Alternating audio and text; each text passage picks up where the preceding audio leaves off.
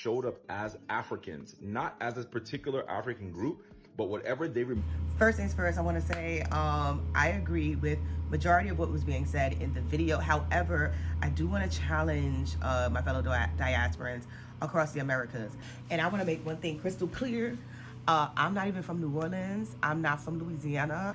I think it is a beautiful thing to uphold traditions. And as a carnival goer, hold on. I parade. I parade. I have been parading for eons. I have been parading for a while. But however, I mostly participate in Brazilian Carnival, although I do participate in Caribbean carnivals as well.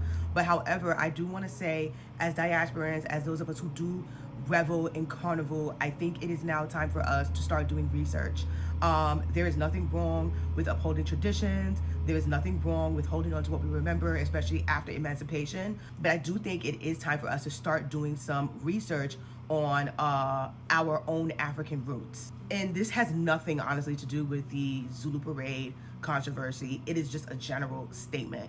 We are in a time where we can go to Benin and get a passport. We can go to Ghana. We can go to all of these different places. We can travel. And not only that, you have people like myself who teaches African studies. And this is not towards any specific culture in general. This is mainly towards us, people who do carnival, who do revel, who do participate in these traditions all over the Americas, to start doing some research and, you know, just knowing who we are and being strong and confident in it and making those connections, bridging that gap, which is what I do.